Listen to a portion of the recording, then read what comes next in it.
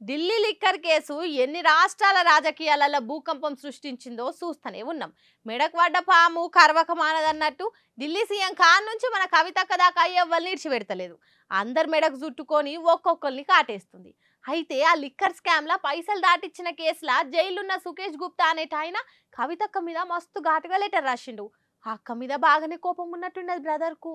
Liquor scam లా పైసలు దాటిచ్చిన కేసులా జైలున్న సుకేష్ నెటైనా మళ్ళోసారి కవితక్క మీద షెగల్గక్కే కోపంతో ఉత్తరం రాసిండు. జైలు నుంచే లెటర్ ను మీడియాకు పంపిండు. ఇన్నొద్దుల సంధి, తప్పుడు కేసులు, తప్పుడు ఆరోపణలు, రాజకీయ కక్ష సాధింపు అనుకుంటా కవిత చెప్పిన అన్న అబద్దాలే అని కవిత అరెస్ట్ తోటి తేలింది. ఇప్పుడు నిజం బయటకొచ్చింది.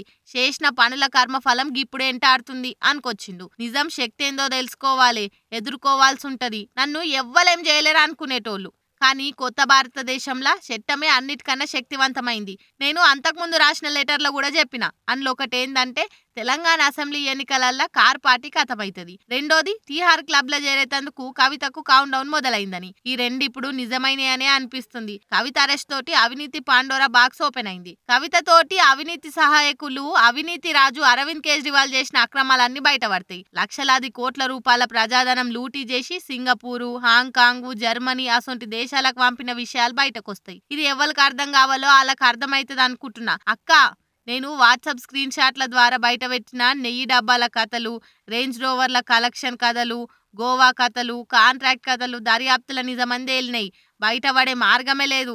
అక్క, ఇప్పటికైనా నా విన్నపం ఒక్కటే, అవినీతి సూత్రధారి అరవింద్ కేజ్రీవాల్ ను కాపాడేందుకు నిజాన్ని దాచే ప్రయత్నం చేయవద్దు. ఎందుకంటే ఈ దేశ ప్రజలు న్యాయస్థానాలు నిజం తెలుసుకున్నాయి. ఇందుకు కావాల్సినంత సాక్ష్యాలు ఆధారాలున్నాయి అనుకుంటా పెద్ద ఉత్తరం బయట పెట్టిండు.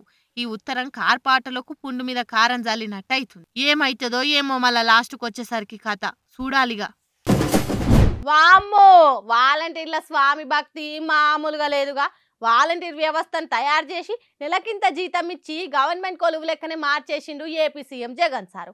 మాకు అంత చేసిన సార్కు మేము కూడా ఎంతో కొంత చెయ్యాలి అనుకున్రో ఏమో కానీ ఎలక్షన్లలో జగన్ సార్ను గెలిపించాలని బాగానే తిప్పల పడుతుండ్రట.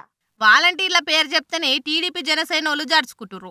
వాళ్ళని ఎలక్షన్ డ్యూటీలకు వెళ్ళి తప్పించాలని డిమాండ్ చేస్తే కోర్టు కూడా డ్యూటీలు బంద్ పెట్టాలని చెప్పింది. ఎలక్షన్ కు సంబంధించిన ఎసోంటి కార్యక్రమంలో వాలంటీర్లు ఉండొద్దని ఆర్డర్ కూడా పాస్ చేసింది. కానీ వాలంటీర్లేమో జగన్ సార్ కోసం తెల్లందాకా పొద్దుందాకా కష్టపడుతుండ్రట. ఇగో ఇటు ఒకసారి చూడుండ్రి. ఇది అనకాపల్లి జిల్లా గోలుగొండ మండలం కొత్త మల్లంపేట అనే ఊళ్ళే వాలంటీర్లు ప్రచారం చేస్తుంటే పట్టుకుండ్రట.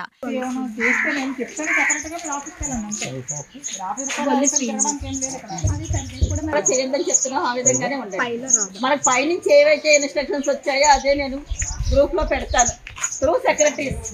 మీకు మీ డీడీఓ చెప్తేనే కానీ ఏది ముందుకు వెళ్ళదు. మీకు తెలుసున్నా చెయ్యొద్దు ఎవరైనా సరే. నేను డీడీఓ, నేను సెక్రటరీ మీకు చెప్తాను, అప్పుడే మీరు చెయ్యాలి ఎవరైనా సరే. దీని మీద ఎంపీడీఓ రత్నకుమారి మేడం ఎంక్వైరీ కూడా చేపిస్తుందట. వాలంటీర్లు ప్రచారం చేస్తున్నట్లు మా నోటీసులకు కూడా వచ్చింది. ఎంక్వైరీ అయిపోగానే కలెక్టర్ నజర్లకు తీసుకుపోతాం. రిపోర్ట్ను బట్టి కలెక్టర్ ఎసొంటి చర్యలు తీసుకుంటాడో చూడాలి అని చెప్పింది. గట్లని ఎలక్షన్ ముంగట సచివాలయ సిబ్బంది కూడా పైలంగా ఉండాలి అని సూచన చేసింది. రోడ్డు మీద చౌరస్తాల కాడుండే విగ్రహాలు, బొమ్మలు కనబడకుండా మాస్కులు వేయాలి అని ఆర్డర్ వేసింది. సరే, ఇది ఎట్లున్నా ఆ వాలంటీర్ల రిపోర్ట్ ఏమని వస్తుందో ఏమైతుందో చూడాలిగా.